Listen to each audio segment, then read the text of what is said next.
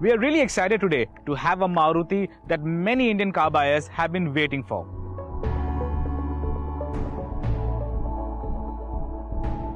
And this is the new Maruti Suzuki Baleno, positioned above the Swift and hopes to turn the heat on Hyundai's blockbuster Elite i20 and the new Honda Jazz.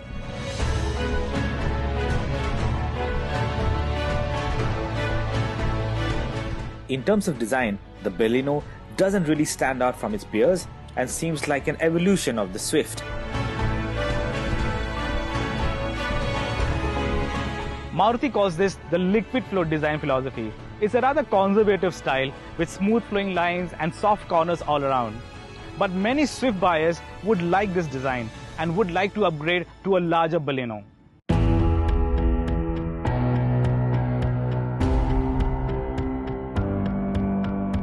The top variant we drove came with stylish projector headlights with LED daytime running lights and a smart silver strip which merges with the chrome line of the grille.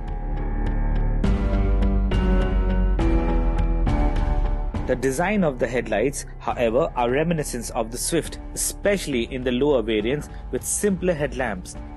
The headlamps of the lower variants come without DRLs or projector lights, which make it look a lot similar to the Swift.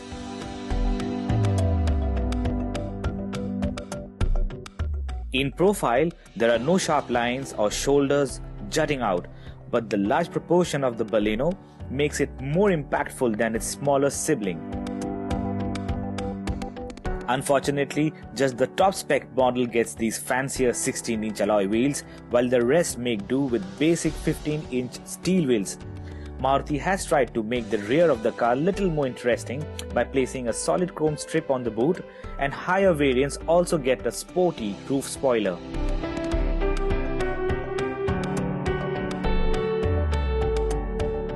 Honestly, when I first saw the car at the 2015 Frankfurt Motor Show, I wasn't really impressed with the interiors. But now, as we drive the car and spend a day with it, it seems a lot more likable. When we spoke to the executives at Maruti, they said that this car is more closer to production. Maybe that's the reason why. The all-black cabin looks upmarket and sporty, but there are plenty of parts carried forward from other Maruti models, which steals some of the freshness away. We expected the premium position Baleno to use some soft plastic parts on the dashboard and maybe an option of leather upholstery, which could have made the cabin even better. Apart from this, there's not much to complain of, as the fit and finish is pretty decent for this segment.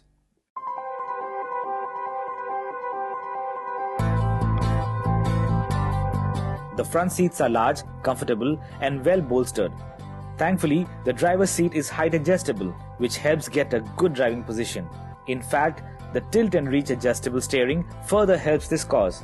The icing on the cake is the positioning of the switches and buttons, all of which are well within reach, making the cabin ergonomically sound. As you can see, the cabin is really spacious and there's plenty of room even at the back.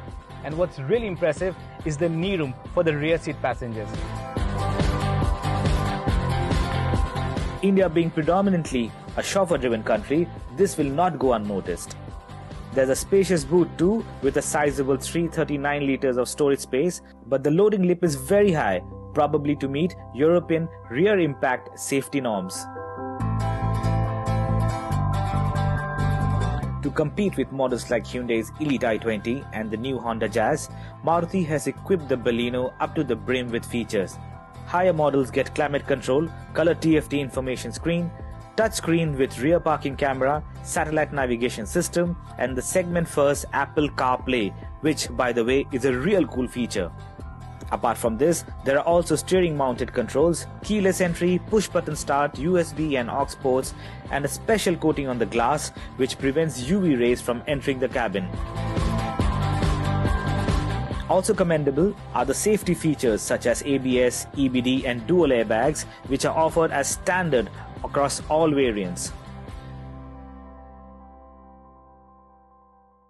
To keep the cost low, Baleno borrows the engine from the Swift. So it gets a 1.2 litre petrol engine and the tried and tested 1.3 litre diesel engine. Maruti has given the Baleno the regular 75 PS diesel motor, although we would have liked to have a more powerful 90 PS motor. The 1.2-litre VVT petrol motor comes mated to a 5-speed manual transmission and is also the first hatchback by Maruti Suzuki in India to come with a CVT option. But surprisingly, the Baleno petrol CVT is only offered in the second rung Delta trim. This means it loses out on many important features.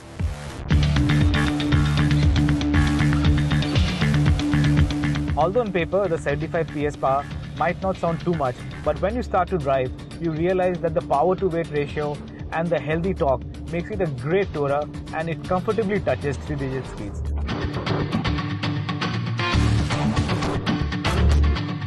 The Baleno is an international model for Suzuki and is based on an all-new platform which will underpin future Maruti models, including the next generation Swift. In spite of being larger than the current Swift, the Baleno is 100 kgs lighter and is said to be 10% stronger. This not just helps in meeting stringent European safety norms, but also offers excellent power to weight ratio.